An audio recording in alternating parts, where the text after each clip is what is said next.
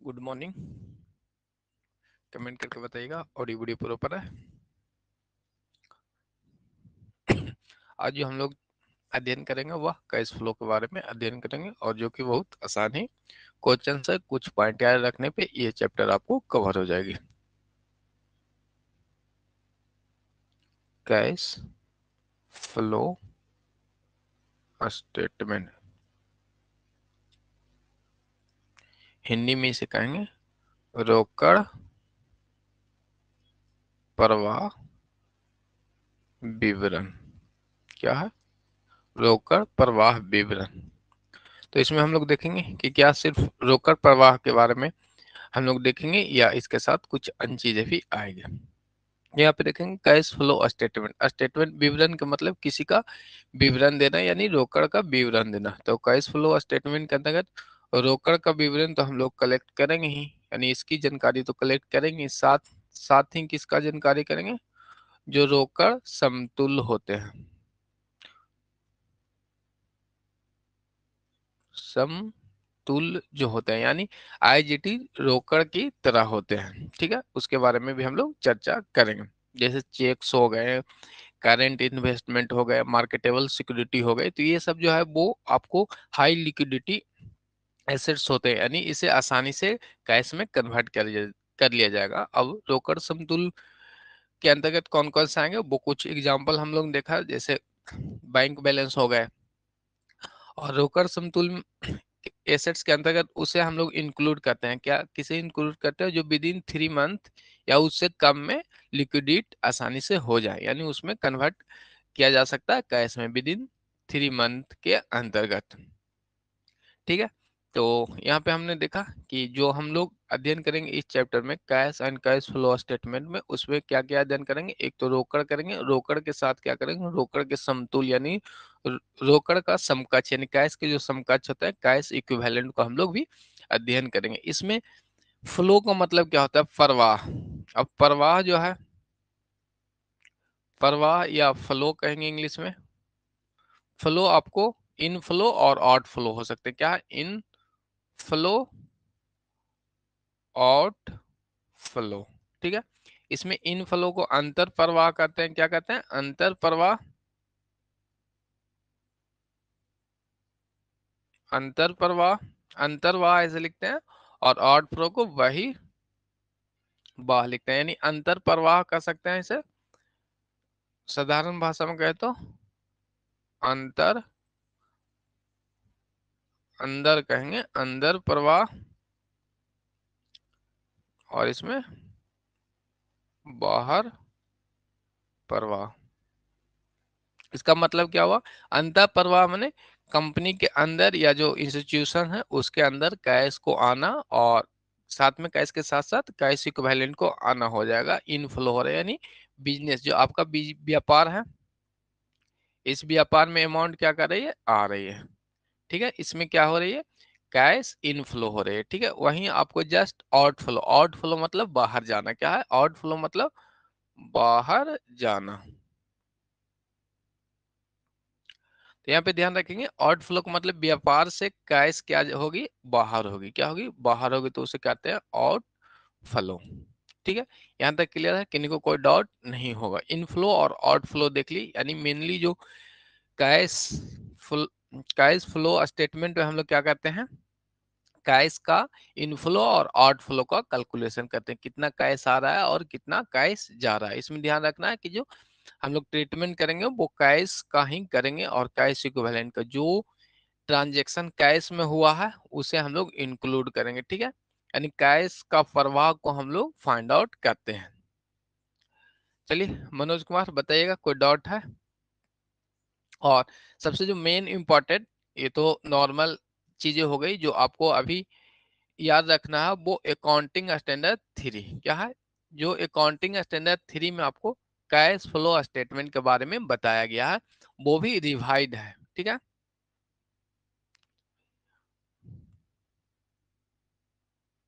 रिवाइड cash flow statement, यानी accounting standard 3 रिवाइड था। पहले जो अकाउंटिंग स्टैंडर्ड 3 स्टार्टिंग में जो आपका बना था वह था आपको फंड फ्लो स्टेटमेंट, इसके अंतर्गत आता था। लेकिन रिवाइज करने के बाद परिवर्तित करने के बाद ये इसके अंतर्गत कैश फ्लो स्टेटमेंट आता है। तो इसके साथ में ध्यान रखना, अकाउंटिंग स्टैंडर्ड 3 ही पूछता है रिवाइज, जैसे आपको क्वेश्चंस में कभी देखा नहीं गया, लेकिन ध्यान में रखना है अकाउंटिंग स्टैंडर्ड 3 किसकी चर्चा करती है, कैश फ्लो स्टेटमेंट का। ठीक है, ध्यान रखेंगे तो ये आपके लिए क्या है, इंपॉर्टेंट है, accounting standard 3, depreciation accounting standard 6 और cash flow statement accounting standard 3, ये आपको ध्यान में रखना है। तो अभी जो हम लोग आगे जो चर्चा करेंगे वो एक तो थ्योरी पार्ट के साथ साथ इसमें आपको प्रैक्टिकल न्यूमेरिकल जो है वो बनाना पड़ेगा। क्या, क्योंकि आपको कैश फ्लो स्टेटमेंट को हम लोग 3 पार्ट में बनाते हैं। ठीक है, वो भी देख लेते हैं अभी। कैश फ्लो स्टेटमेंट को हम लोग कितने पार्ट में बनाते हैं, वो 3 पार्ट में बनाते हैं, वो चलिए देख लेते हैं। Cash flow statement, cash flow statement Hindi में रोकड़ प्रवाह विवरण कहते हैं, वो ध्यान रखेंगे, रोकड़ प्रवाह विवरण। ठीक है, रोकड़ प्रवाह विवरण, इसमें देखेंगे कैश फ्लो जो बनाया जाता है इसका जो स्ट्रक्चर है वो 3 पार्ट में बनता है। एक तो ऑपरेटिंग एक्टिविटी यानी प्रचलन क्रिया क्रिया कहेंगे, प्रचलन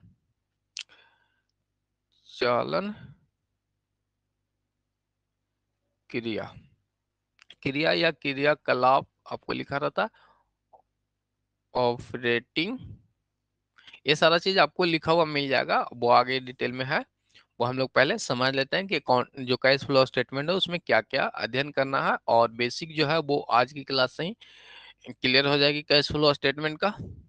ऑपरेटिंग एक्टिविटीज 11-12 में क्या होंगे, तो उम्मीद है कि आप लोग इंग्लिश में ही किए होंगे जहां भी अध्ययन किए होंगे। ऑपरेटिंग एक्टिविटी, सेकंड जो है वो आपको इन्वेस्टिंग इन्वेस्टिंग एक्टिविटीज, एक सेकेंड,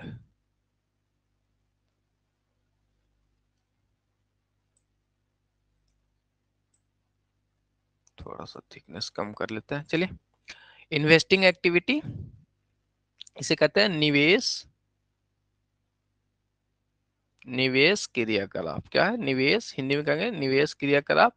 उसके बाद आपको लास्ट है सेकंड, ये हो गया, और थर्ड जो है वो आपको फाइनेंसिंग एक्टिविटी यानी वित्तीय क्रियाकलाप, फाइनेंसिंग एक्टिविटीज यानी वित्तीय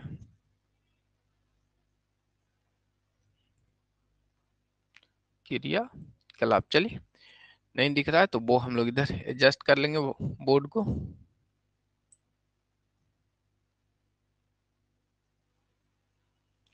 अब यहाँ पे हम लोग देखेंगे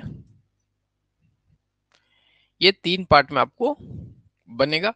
आपको पूछ दिया जाएगा कि ऑपरेटिंग एक्टिविटी का कितना कैश फ्लो है या इनफ्लो है, इन्वेस्टिंग का कितना, और वित्तीय क्रियाकलाप का आपका कितना है। तो सबसे पहले देखेंगे कि जो फाइनेंसिंग एक्टिविटी है उसमें कौन कौन सी पार्ट आएंगे, वो ध्यान में आपको रखना है। क्या, फाइनेंसिंग एक्टिविटी के अंतर्गत शेयर्स एंड लोन, क्या इनसे संबंधित कोई कैश का इनफ्लो या आउटफ्लो होगा तो उसे हम लोग क्या कर लेंगे, इंक्लूड करेंगे फाइनेंसिंग एक्टिविटी में। ठीक है, फाइनेंसिंग एक्टिविटी आपको पता चलेगा, फाइनेंस का मतलब क्या है कि वित्त को कलेक्ट करना, हिंदी में देख रहे हैं वित्तीय है, तो वित्त किससे आता है, फाइनेंस, शेयर्स और लोन से संबंधित होंगे। ठीक है, इसके बाद देखेंगे यहाँ पे इन्वेस्टिंग एक्टिविटी, क्या इन्वेस्टिंग एक्टिविटी को हम लोग यहाँ पे देख लेंगे, और इन्वेस्टिंग एक्टिविटी में कौन कौन सी आइटम्स है जिससे रिलेटेड आपको कैश फ्लो, कैश का इनफ्लो या आउटफ्लो को ध्यान में रखना। एक तो हो जाएगा फिक्स एसेट्स एंड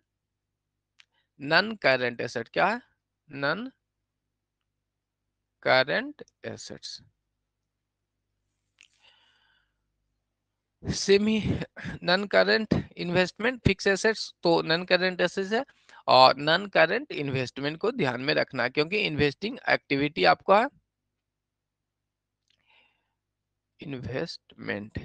ठीक है, एक तो फिक्स एसेट आएगा इन्वेस्टिंग में, और सेकंड आएगा आपको नॉन करंट एसेट्स। तो ध्यान रखना है कि जब फाइनेंसिंग एक्टिविटी हम लोग बनाएंगे तो शेयर्स और लोन यानी जो फाइनेंस से संबंधित होंगे वो आपको जाएंगे फाइनेंसिंग एक्टिविटी में। और मोटे तौर पे देखेंगे इन्वेस्टिंग एक्टिविटी में क्या आएगा, फिक्स एसेट्स के साथ साथ नॉन करंट एसेट्स। क्या है, नॉन करंट इन्वेस्टमेंट कहेंगे, एसेट्स कहेंगे नॉन करंट इन्वेस्टमेंट, यानी दो मेजर आइटम्स हैं जो इन्वेस्टिंग एक्टिविटी में आते हैं। साथ में और इनमें क्या क्या इंक्लूड होंगे वो हम लोग देखेंगे। यहाँ पे ध्यान में रखना है कि फाइनेंस जो पार्ट फाइनेंसिंग एक्टिविटी में नहीं हुआ है, ठीक है, और जो पार्ट इन्वेस्टिंग में भी नहीं हुआ, तो वो जो रिमेनिंग बच जाएगा वो सारा चला आएगा आपको ऑपरेटिंग एक्टिविटी में। कहाँ चला आएगा, ऑपरेटिंग एक्टिविटी में आ जाएगी। तो यहाँ पे ये ध्यान रखना कि फाइनेंसिंग में क्या आएगा, शेयर एवं लोन से संबंधित जो फाइनेंस से संबंधित है। सेकंड, इन्वेस्टिंग के अंतर्गत एसेट्स आप परचेज किया है तो वो कहाँ जाएगा, आपको इन्वेस्टमेंट में जाते हैं। लॉन्ग टर्म जो एसेट्स होते हैं, फिक्स एसेट्स होते हैं, वो इन्वेस्टमेंट में जाते हैं। साथ में इन्वेस्टिंग एक्टिविटी में तो इन्वेस्टमेंट आएंगे, और कौन सी एक्टिविटीज में आएगी, नॉन करंट। क्या है, नॉन करंट यानी लॉन्ग टर्म जो इन्वेस्टमेंट होगी वो आपको इन्वेस्टिंग एक्टिविटी में आ जाएगी। और साथ में यहाँ पे हम लोग देखेंगे कि जो ऑपरेटिंग एक्टिविटी है, ऑपरेटिंग एक्टिविटी में आपको क्या आएगी, जितनी भी दो एक्टिविटी है उसमें नहीं शामिल हुआ वो आपको ऑपरेटिंग एक्टिविटी में आएगा। ऐसे जनरली ऑपरेटिंग का मतलब संचालन यानी प्रचालन है। तो प्रचालन यानी जिस क्रिया से क्या है, आपका व्यवसाय चालू चल रहा है, मेन जो कोर्स है आपका व्यवसाय का उससे संबंधित होता है, वो हम लोग ऑपरेटिंग एक्टिविटी में करते हैं। यानी नॉर्मल बिजनेस जो एक्टिविटी है, साधारण जो एक्टिविटी होती है, क्रियाएं होती है, वो ऑपरेटिंग एक्टिविटी में, जिससे आप अपने व्यवसाय को क्या कहते हैं, ऑपरेट करते हैं। जैसे सैलरी हो गया, सेल्स हो गया, तो ये सब है जो आपका नॉर्मल ऑपरेटिंग एक्टिविटी के अंतर्गत आएंगे। ठीक है, यहाँ तक क्लियर है। और प्रवीण जी फिर से चलिए एक बार फिर से देख लेते हैं जो अध्ययन कर रहे हैं वो, और आपको अच्छे से समझ में आएगा। उसके बाद आगे हम लोग देखते हैं। चलिए फिर से एक बार देख लेंगे। सबसे पहले हम लोगों ने अध्ययन किया क्या, कैश फ्लो स्टेटमेंट। क्या फर्स्ट हमने देखा था, आज न्यू चैप्टर आपका था कैश फ्लो स्टेटमेंट। तो कैश फ्लो में जो हम लोग अध्ययन करेंगे वो कैश का तो फ्लो का अध्ययन करेंगे, नाम से तो कैश फ्लो स्टेटमेंट। इसमें साथ ही साथ किसका अध्ययन करेंगे, रोकड़ समतुल्य यानी कैश इक्विवेलेंट का अध्ययन करेंगे। और कैश इक्विवेलेंट किसे कहेंगे, जो हाईली लिक्विडिटी होते हैं, यानी जिसे हम लोग कैश में कन्वर्ट कर सकते हैं इजिली। यानी ऐसे जो इनका पीरियड दिया गया है वो 3 मंथ्स आपका दिया गया है। ठीक है, तो उसे हम लोग कैश इक्विवेलेंट में शामिल करते हैं। और कैश इक्विवेलेंट में जैसे चेक्स आ गए, बैंक बैलेंस आ गए, मार्केटेबल सिक्योरिटी हो गए, तो इन सभी को हम लोग क्या करते हैं, कैश इक्विवेलेंट में करते हैं। और करंट इन्वेस्टमेंट को हम लोग कैश इक्विवेलेंट में करते हैं। देखिए यहाँ पे जो इन्वेस्टमेंट हम लोग पढ़ा था वहां पे नॉन करंट इन्वेस्टमेंट को इन्वेस्टिंग एक्टिविटी, और करंट इन्वेस्टमेंट को हम लोग कहाँ पे करते हैं, कैश इक्विवेलेंट के इंक्लूड करते हैं। कंटिन्यू कीजिए। अच्छा चलिए कोई नहीं, कंटिन्यू अब तो स्टार्ट कर दें, तो एक बार फिर से करते हैं, रिवीजन होएगा। फ्लो हम लोग पढ़ना था, कैश फ्लो स्टेटमेंट, कैश के बारे में देख लिया। अब कैश इक्विवेलेंट को फ्लो में हम लोग करेंगे इन फ्लो या आउट फ्लो। व्यापार में यदि आ रही है तो वो इन फ्लो होती है, व्यापार से वो जा रही है तो वो आउट फ्लो होती है।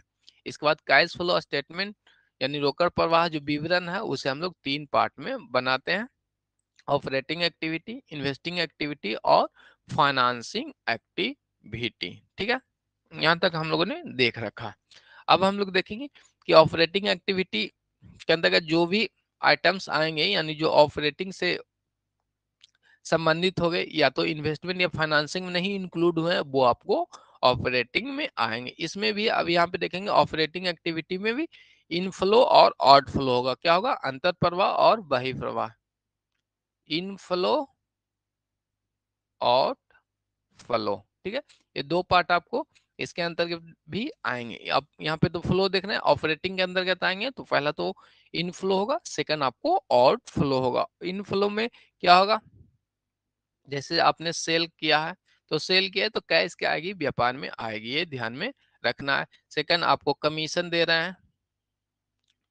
थर्ड रॉयल्टी है, यानी जिस क्रिया से आपको ऑपरेटिंग क्रियाएं होती है और उससे क्या है आपको अमाउंट व्यापार में आएगा, तो इनफ्लो। जैसे cash receive from debtor, cash receive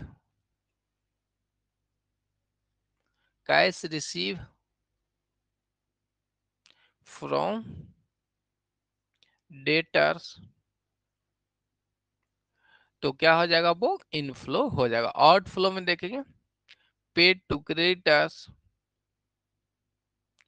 creditors, और मेनली याद रखेंगे इनकम, इनकम टैक्स आपको ऑपरेटिंग एक्टिविटी में आएगी। इनकम टैक्स, आय कर, हिंदी में कहेंगे इसे कर कहेंगे, आय कर नहीं कर कहेंगे, आयकर या कर कहेंगे, जो है वो आपको ऑपरेटिंग एक्टिविटी के अंतर्गत आएगी। ठीक है, अब सैलरी दे देते हैं, वेजेज दे देंगे, या अन्य कोई परचेज आपने कर रखे तो वो आउटफ्लो हो जाएगी। सैलरी, वेजेज, या कोई भी एक्टिविटी जो आपके व्यापार में ऑपरेटिंग एक्टिविटी है और उससे कैश का आउटफ्लो हो रहा है, यानी कैश व्यापार से बाहर जा रही है, या इनफ्लो में है कि कोई भी एक्टिविटी जो ऑपरेटिंग है, जिससे मेन जो समानता व्यापार का जो एक्टिविटी है उसे हम लोग ऑपरेटिंग एक्टिविटी कहते हैं, और उस आइटम के थ्रू यदि कैश व्यापार में आ रही है तो वो इनफ्लो कहलाएगी। कैश इनफ्लो हो जाएगी और कैश आउटफ्लो हो जाएगी। चलिए, यहाँ तक किन्हीं को कोई दिक्कत नहीं है। अब फिर इसी तरह से हम लोग क्या करेंगे, इन्वेस्टमेंट में भी इनफ्लो, आउटफ्लो, और फाइनेंसिंग एक्टिविटी में भी इनफ्लो और आउटफ्लो को हम लोग देखेंगे। ठीक है, और जिन वाली इन्वेस्टमेंट में जैसे एसेट्स को हम लोग सेल कर रहे हैं तो क्या हो जाएगा, आपका इनफ्लो हो जाएगा। सेल करेंगे तो इनफ्लो हो जाएगी। परचेज करेंगे फिक्स एसेट्स को तो वो आउटफ्लो हो जाएगी। डिविडेंड, चलिए देख ही लेते हैं इसमें भी, इनफ्लो, आउटफ्लो। ठीक है, इसके अंतर्गत क्या आएंगे, जैसे सेल्स ऑफ एसेट्स, क्या है, sales of assets, assets Hindi में लिखेंगे संपत्ति का विक्रय, क्या है, संपत्ति का विक्रय। और इसमें जो मेन पॉइंट आपको याद रखना है, इंटरेस्ट और डिविडेंड रिसीव करेंगे। क्या करेंगे, आपकी जो इन्वेस्टमेंट के अंतर्गत इंटरेस्ट एंड डिविडेंड रिसीव्ड, क्या है, रिसीव कर रहा है, तो वो इन्वेस्टिंग एक्टिविटी में आएगा। तो अब देखेंगे इंटरेस्ट एंड डिविडेंड रिसीव कर रहा है, तो अब बताएंगे इंटरेस्ट, इंटरेस्ट एंड डिविडेंड, यानी ब्याज और लाभांश जो है वो पेड कर रहे हैं, तो वो कहाँ जाएगा ये बताएंगे, इनफ्लो होगा या आउटफ्लो होगा, और इन्वेस्टिंग एक्टिविटी में जाएगी या इन दोनों में से कोई अन्य एक्टिविटी में जाएगी, कमेंट करके बताइएगा। इंटरेस्ट और डिविडेंड रिसीव कर रहे हैं, ध्यान रखिएगा कि जब रिसीव कर रहा है तो वो इन्वेस्टिंग एक्टिविटी में आ रहा है, क्योंकि हमने कोई क्या कहते हैं, फिक्स एसेट्स या इन्वेस्टमेंट खरीद रखी है। अपना जो आर लिमिटेड कंपनी है, मान लेते हैं कि ये जो अपनी कंपनी है वो आपका क्या है, आर लिमिटेड है, आर लिमिटेड है, इंटरेस्ट रिसीव हो रही है, तो ये तो इनफ्लो हो गया। इंटरेस्ट रिसीव का मतलब इनकम हो रही है, तो इनफ्लो हो गया। तो इंटरेस्ट मिलेगा कहाँ से, यदि हमने लॉन्ग टर्म में इन्वेस्टमेंट कर रखी है उस पे इंटरेस्ट मिलेगी, लॉन्ग टर्म में जो इन्वेस्टमेंट कर रही है तो वो इंटरेस्ट मिलेगी। ठीक है, और देखेंगे कि इंटरेस्ट पेड करेंगे, इंटरेस्ट पेड करेंगे, तो आपका जो ये व्यवसाय था आर लिमिटेड, आर लिमिटेड आपका व्यवसाय है, अब इंटरेस्ट ये पेड कर रहे हैं, तो आपको ऑब्वियसली पता कि इन्होंने किसी को इंटरेस्ट दे रहे हैं, क्या है, इन्होंने क्या कर रहे हैं, जो आर लिमिटेड कंपनी है इंटरेस्ट पे करे, तो यहां से तो निकल गया, ये आउटफ्लो हो गया, आउटफ्लो हो गया, यहां से निकल गया कि इंटरेस्ट पेड कर रहे हैं तो वो आउटफ्लो हो गया। रिसीव किए थे तो इनफ्लो हो गया था, लेकिन रिसीव कब कर रहे थे, जब हमने कहीं पे इन्वेस्ट कर रखे है, हमने इन्वेस्ट कर रखे तो हमें मिला, तो वो इन्वेस्टिंग एक्टिविटी में।